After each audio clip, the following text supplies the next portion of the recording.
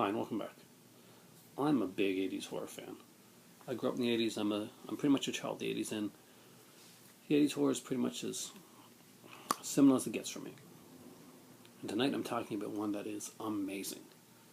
It didn't start out to be a film. It was going to be a play. It was going to be a TV series before it became the kick-ass film that it is. And I recently, walking down the road, went into a shop and found out that it said on Blu-ray. So I managed to pick it up. And it's Re-Animator by Image Entertainment. They did a great job with this. This is a Stuart Gordon, Brian Yuzna film that people watch over and over again. It's like Evil Dead and Evil Dead 2. You just keep coming back to this film. You keep watching it. It's funny, it's scary, it's gory. It has it all. It's Lovecraft, loosely, and it's Herbert West. For comic book fans, if you read Hack and Slash, this character, not supposedly the Jeffrey Combs character, but Herbert West character, is actually in the Hack and Slash storyline in a really good crossover. Anyway, I'm going to talk about this, but I want to let you know how much of a big Re-Animator fan I am. But it didn't skewer my view when I'm going to be reviewing this. But I did before as I talked about before, I did get beyond Re-Animator. This was the first one that came out. It came out by Arrow Video, and I'm a big fan of a lot of their stuff, though I'm not really big on the way they've changed their company over the last year. And if you look closely, yes, that is actually Herbert West himself, Jeffrey Combs' autograph. He's a really nice guy. If you ever get a chance to meet him at a convention, I really suggest that you do so. Anyway, let's get to Re-Animator. First, I'm going to open it up and show you what it looks like on the inside. Okay. So, as you can tell, the disc is pretty much the same as the cover. You know what you're getting. It's not a big change here. There's a review I'm going to do, hopefully soon after this, that's going to be a little bit different than that. But this one here, it's pretty much the same. It's a Blu-ray, and it is great. The cover is classic Re-Animator right there. And, of course, the cast, David Gale, Bruce Abbott, Jeffrey Combs, of course, and Barbara Crampton, who I was severely in love with when I was growing up. And she has just gotten more beautiful over the years. But this actor here, I recently saw in an episode of Murder, She Wrote as a French detective.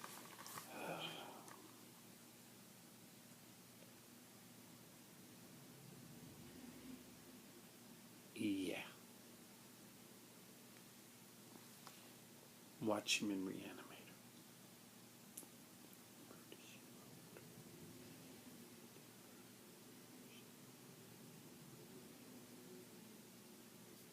Anyway, the picture on the Blu-ray is good. It's not mind-blowingly awesome like you'd probably be hoping for, in your face, cleaned up, but it also isn't labored with too much DNR, which a lot of Blu-rays are overdone. It's not washed out. There are it does look its age. It is an 80s film, and it looks it. I'm sure there's going to be other Blu-rays come out that are going to be more cleaned up than that, but I do like the feel of this.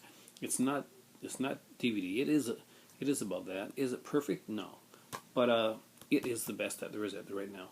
The sound I found to be really good, and I'm a little hollow places. I gotta say, I was a really big fan of the sound, even over the picture itself.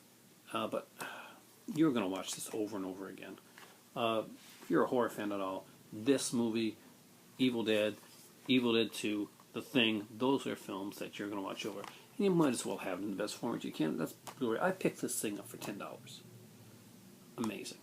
Image Entertainment sometimes underwhelms me with some of their features on their films. But this Blu-ray ports over everything that was on the other version, the Millennium version I think it was called, and it is great.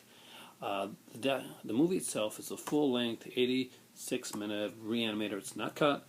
That's great to know, and all the scenes are there in all their bloody glory. It does have the documentary Re-Animator Resurrect Us, and that's a 69-minute documentary on the making of the film. That's almost the length of the film itself. It's fantastic documentary, and it must be watched, and you will watch it more than once. I recommend getting this Re-Animator, getting yourself beyond Re-Animator, and watching those documentaries back to back, because the ones on both of those are incredible. There's two audio commentaries, one with Stuart Gordon and one with Brian Yuzna, and the actors Bruce Abbott, Jeffrey Combs, Barbara Crampton, and Robert Sampson, as well as having an interview with director Stuart Gordon and producer Brian Yuzna. Now that's more of like them sitting down talking to one another. It's about and it's well done and it's interesting. That's at 46, 49 minutes long. So we're not talking about a 5 or 10 minute interview or a little featurette. This has depth and this has time. There's an interview with the writer of the story, Dennis Piello. There's an interview with composer Richard Band, who did an amazingly great job on this score. Let's not forget, this is in the Full Moon Empire category right now.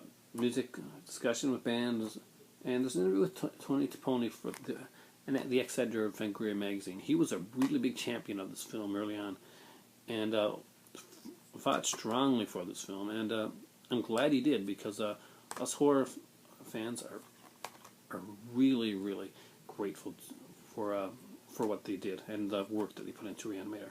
There's, of course, the deleted extended scenes, theatrical trailer, and there's some TV spots.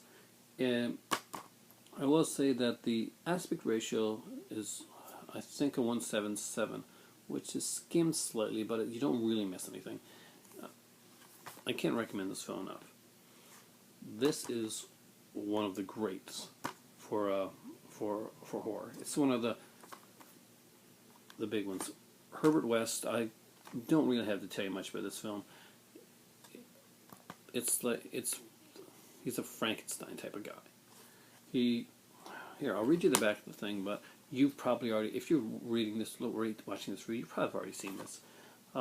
Deep in the morgue at Miss Catonic University, Madman Herbert West introduces fellow graduate student Don Kane to his formula for the reanimation for fresh corpses. But the secret of life and death has some very messy consequences.